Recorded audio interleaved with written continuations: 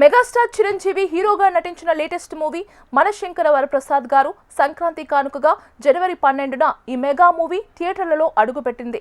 Premiere show నుంచి block buster talk తెచ్చుకున్న ఈ మూవీ ఇప్పటికే రికార్డుల వేట మొదలుపెట్టింది.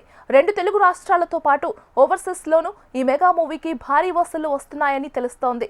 కేంద్ర హోంమంత్రి సెక్యూరిటీని పర్యవేక్షించే శంకర వరప్రసాద్ ఎన్ఐఏ ఆఫీసర్. ప్రముఖ పారిశ్రామికవేత్త జీవీఆర్ కూతురు శశిరేఖను ప్రేమించి పెళ్లి చేసుకుంటాడు.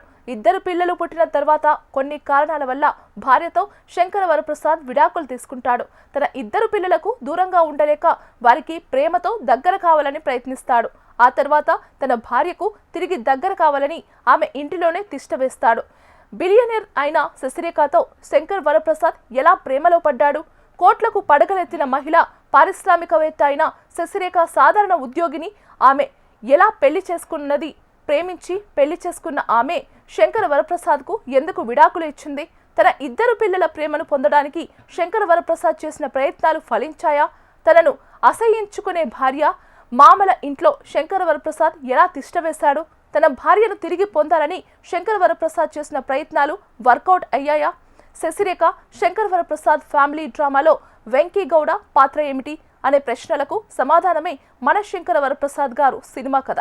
గతంలో ఎన్నడూ చూడని చిరంజీవిని శంకర వరప్రసాద్ పాత్రలో కామెడీ, ఫన్, ఎమోషన్స్, మాస్ ఎలిమెంట్స్తో చూసే అవకాశం కలిగింది. అద్భుతంగా పండించడమే కాకుండా ఫాదర్ సెంటిమెంట్తో ఆకట్టుకున్నాడు. పాటలు, డాన్సులతో గ్యాంగ్ లీడర్, ఘరానా మొగుడు నాటి చిరంజీవిని తలపించాడు. ఓవరాల్గా 1 మ్యాన్ షోతో తెర మీద మ్యాజిక్ చేశాడు. నయనతార విషయానికొస్తే హుందాతనంతో కూడిన సీరియస్ పాత్రలో ఒదిగిపోయారు. గ్రేస్, గ్లామర్తో అరిపించారు. వెంకటేష్ ఈ సినిమాకు స్పెషల్ అట్రాక్షన్. ఆయన చిరంజీవి ఉన్నంతసేపు స్క్రీన్ మీద సునామీ వాతావరణం కనిపించింది.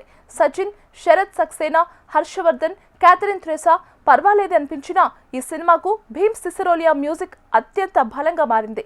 పాటలు మాత్రమే కాకుండా బ్యాక్గ్రౌండ్ స్కోర్తో పలు సన్నివేశాలను బాగా ఎలివేట్ చేశారు. యాక్షన్ సన్నివేశాల్లోనూ సెంటిమెంట్ సీన్లో ఆయన అందించిన మ్యాజిక్ ఫీల్ గుడ్ ఫ్యాక్టర్గా మారింది. ఇక సినిమాలని ప్రతి ఫ్రేమ్ కూడా రిచ్గా, అందంగా కనిపించేలా చేయడంలో సమీర్ రెడ్డి తన అనుభవాన్ని రంగరించి సినిమాను కలర్ఫుల్గా మార్చారు. తమ్మిరాజు కూడా తన ప్రతిభతో సన్నివేశాలను పరుగులు పెట్టించారు. సెకండ్ హాఫ్లో కొన్ని సీన్లు ఆ వేగానికి కళ్ళెం వేశాయనిపిస్తోంది. సాహు గారపాటి, సుష్మితా